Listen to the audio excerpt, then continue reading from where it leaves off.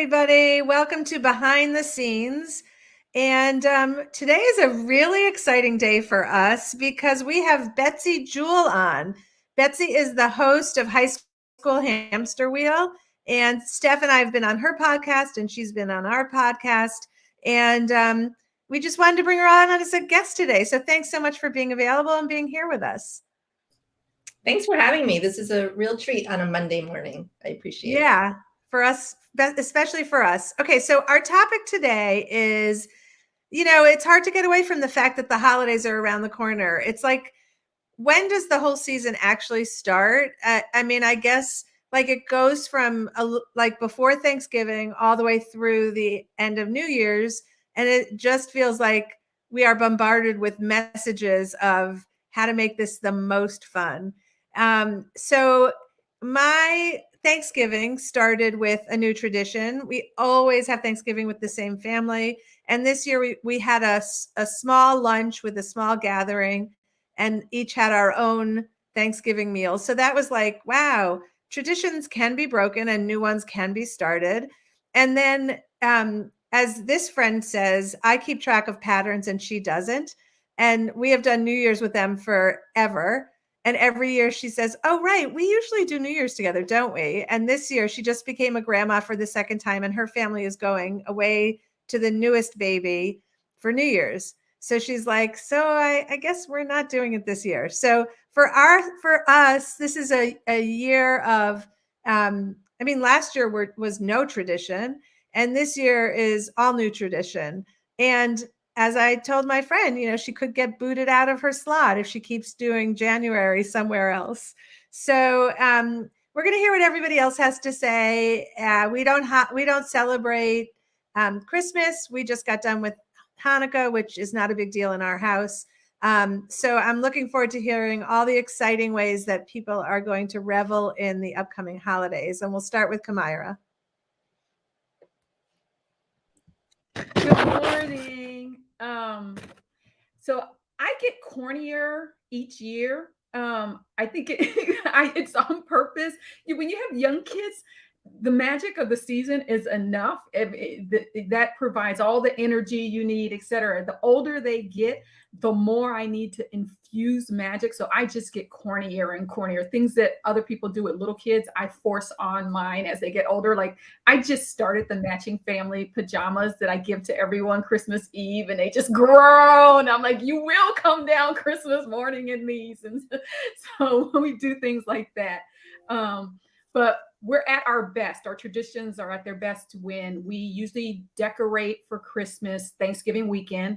And I know that that's a big tradition for everyone. It started in our house really because my husband didn't want to schlep the decorations up into the house by himself. So he waited till Thanksgiving weekend when people were home from school and stuff. So that's why we started that date. Before then, we didn't have that date until young ones went off to college. And he was like, oh, I'm not bringing this stuff upstairs and putting a tree up myself. So that is a tradition that we started along the way. Our better traditions are we shop for an adopted family or individual angel tree recipients as a family. We go to stores together and we brainstorm together what we're going to buy. Sometimes we're very competitive about it, who can get the better deals or who bought the best stuff for their person on the list. We try to do that Thanksgiving weekend if it works out, because again, people are all together. We have gotten into a new tradition of organizing a drive of sorts, whether it's in our neighborhood. We're on our second annual drive for unhoused families. Last year, we also did a food drive for an organization, and we do it with other communities that we belong to. So that way we get to we kind of get to see the best of ourselves together rather than what we normally do, and does not prevent us from overdoing and over decorating and overeating and giving gifts that we probably shouldn't give. But we also try to be better and see the best of ourselves at the same time. If anybody else has traditions that they'd like to share or ways that they get their families involved in the holidays, please put it in the comment section. And I am going to, having said that, I'm going to go to our guest, Besty. Thanks. Thanks, Kamira. I was listening to you talk about your traditions and the things you do, and we're very similar. We have a lot of similar things going on. So, yeah, my boys are both teenagers and still live at home. And this is my son's a senior, and this is, every single thing. I'm like, this is the last one in the house, even though he'll come home for the holidays. But I think he's sick of me just, everything. I'm like, but it's your last one. You have to do it. Some of the traditions we've done over the years, similarly, we like to either adopt a family or pull something off the tree, one of the giving trees, and do that sort of stuff as well, because we've always kind of instilled in our boys, this is the season of giving, not getting, although they get plenty. But one thing we started a long time ago, which is near and dear to my heart, and my whole family knows that it's not Christmas without it, is my older son was a Lego enthusiast from the time he was about 4 years old, and would build, I can't even tell you how many Lego sets we have in our attic right now. But, now he's a senior and he's moved on, but every Christmas Lego comes out with a Christmas set. And every year we buy it, and every year he puts it together. And now we have a village that, to my husband's dismay, we cover our pool table with wood, and we put the village on the pool table, and it has a train that runs through it. And it's just my favorite thing about our holiday traditions. And I just already said to my son, next year, you got to be home in time to put the new Lego set together so it can be part of our village. So we do stuff like that. And, I think we've learned this year, over the past 2 years, that time is precious. And if we didn't know that before, and I think most of us did, but this year I'm trying to do more about experiences and time spent together. And, I say that every year, but it's really easy to go, oh, he'd like those headphones, or, oh, he wants X, Y, Z, whatever it is. And this year I'm really trying to find things that we can do as a family. And for the first time ever, I bought matching Christmas pajamas. I've never done that in, 17 years. And my family doesn't know yet. So they're going to find out on Christmas Eve. That'll be fun.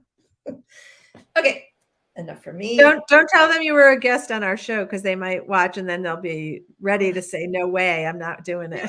Shoot, my husband already knows. Darn. I didn't think of that. Right. I'm going to have to give them. Okay. I also got them, the three of them, and they don't. All right. I'm not going to say it because he might watch. Okay. Never mind. I'm moving on. Jen, how about you next?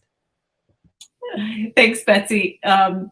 That's so cute. I have threatened my family with pajamagrams on a number of occasions, and they're always like, no, absolutely not. Let's not do that. And I'm like, but they even have them for the cats. We should. They're like, the idea of trying to get stuffed cats into pajamas, that is hilarious right there. So I haven't pulled that one on them yet, but I'm contemplating it.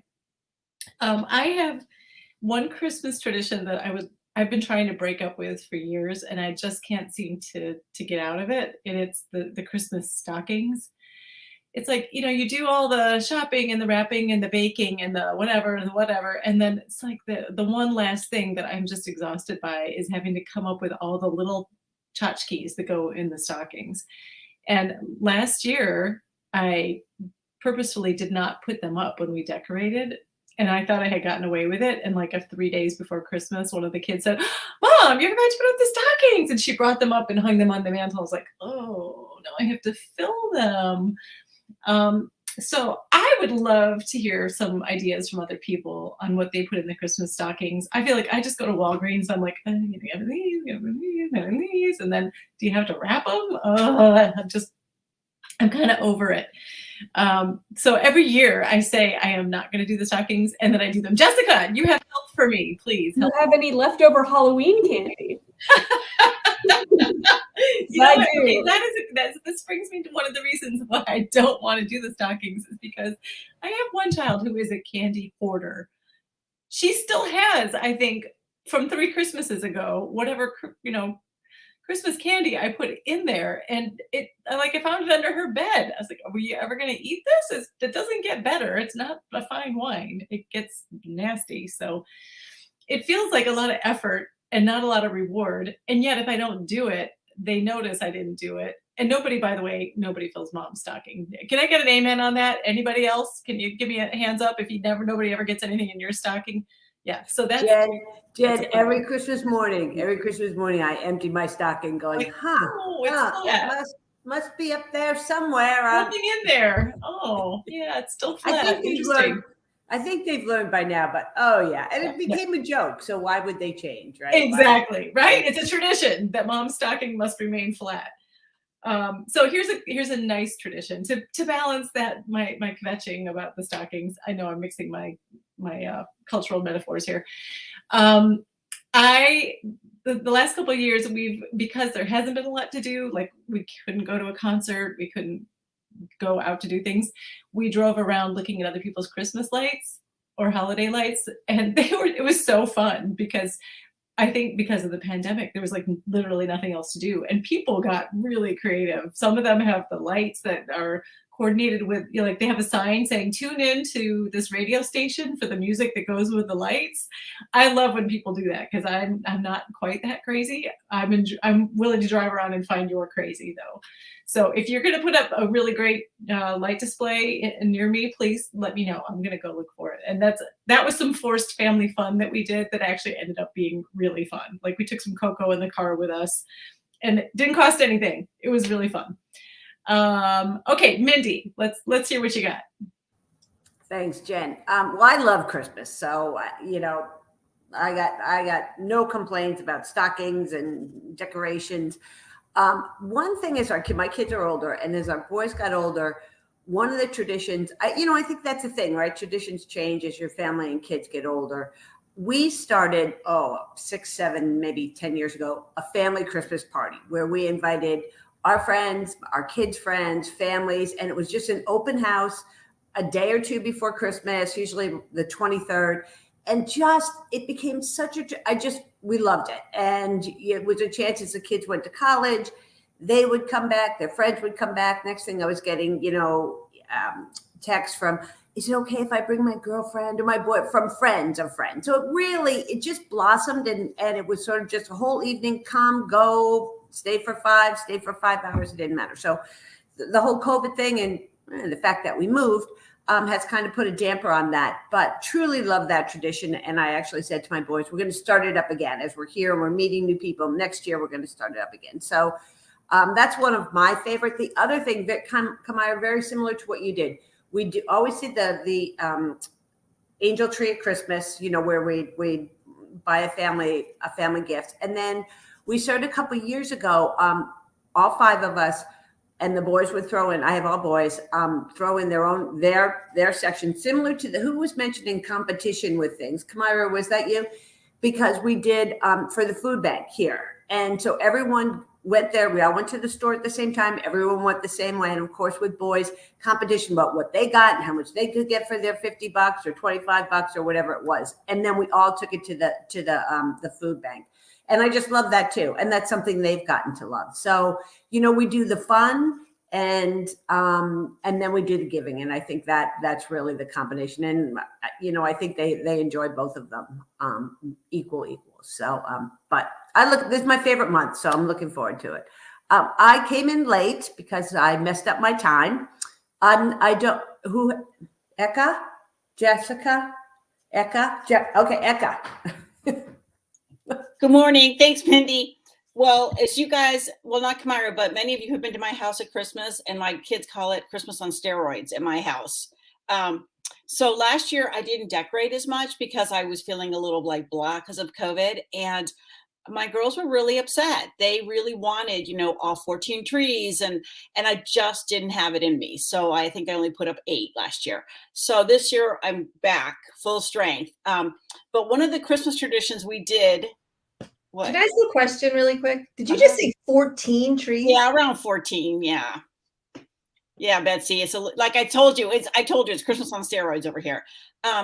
But one of the things we did for a long time is we would go to church on Christmas Eve, and then we would come back, and we had, like, my family was all here, and the girls would, the young girls, like my nieces and my daughters, they would want to open a Christmas present, and so they would have to arm wrestle my husband. for it. And if they won, they could open a Christmas present. And so, they would scheme who was the strongest, whatever. And it was always my niece who was a gymnast. So she would arm wrestle my husband, and they would just, fight to the death. And then boom, she'd win.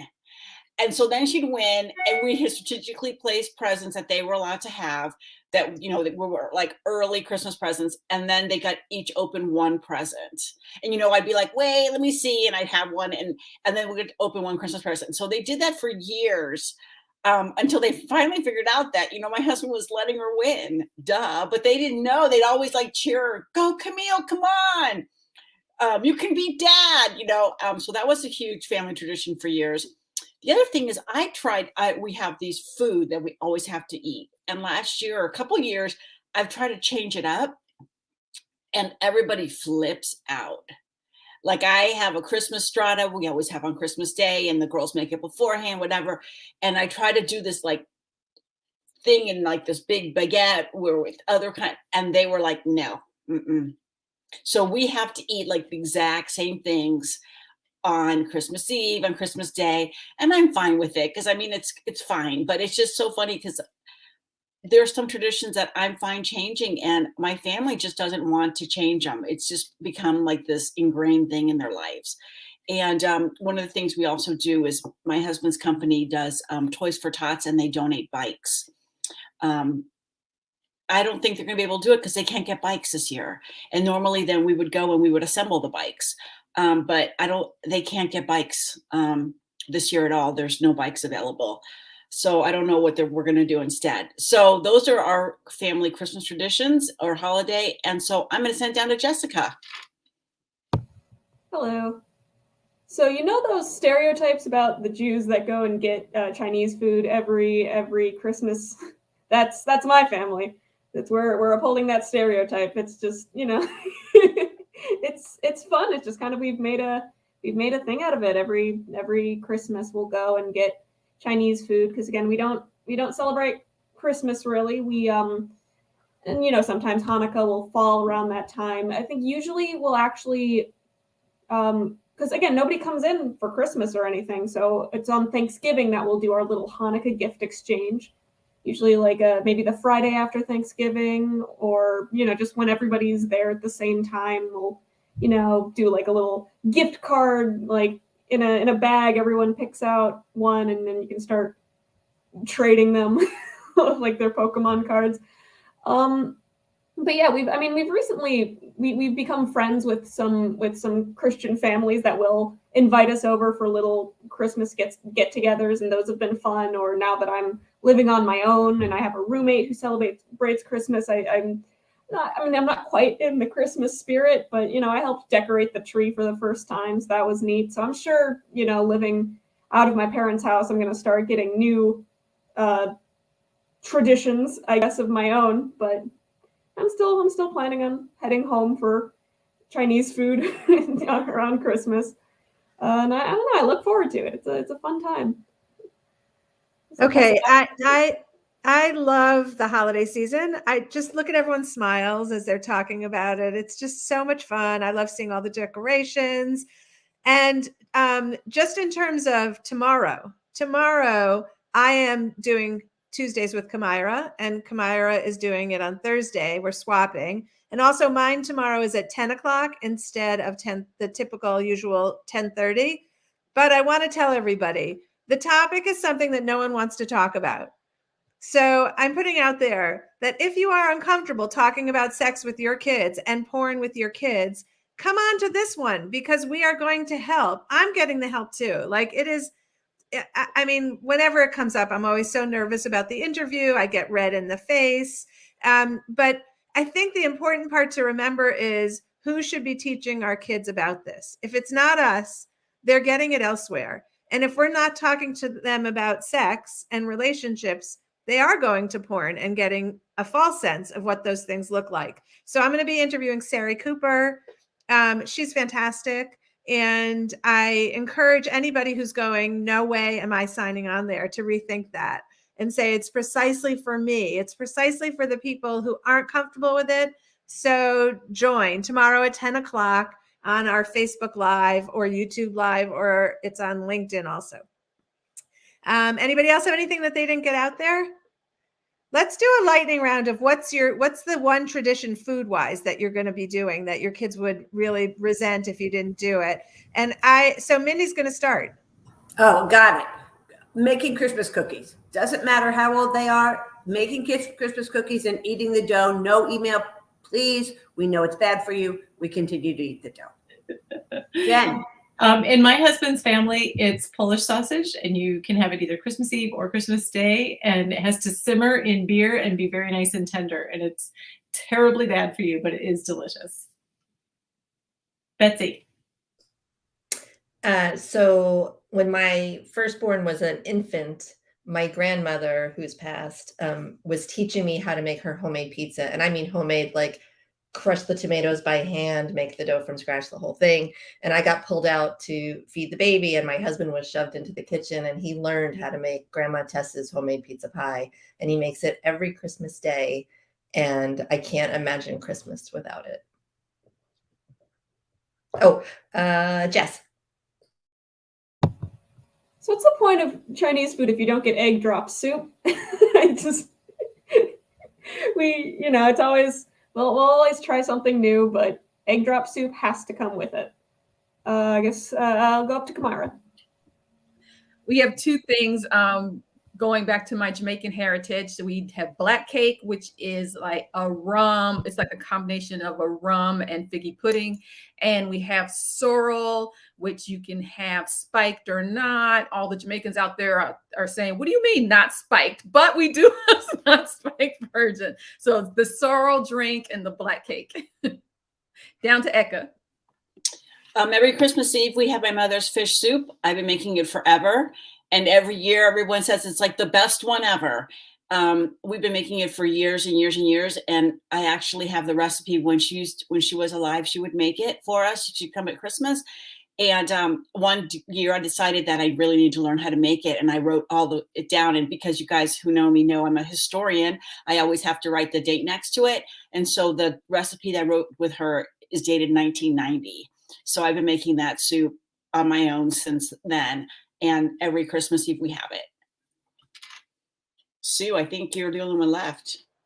Yeah, so I don't have any Christmas traditions, but Thanksgiving, I think I shared this before. I make soup, the same soup my family likes every time, which is pea soup, but it goes into a bread bowl. And, it's a revolt if I suggest that we're not doing it on Thanksgiving. So we did it this year. Everyone appreciated it. It's quite good. And I just want to end with Betsy. Thanks so much for being on here with us. It was really fun having you. Thanks for having me. This was great. Everybody have a great week. We'll see you next Monday.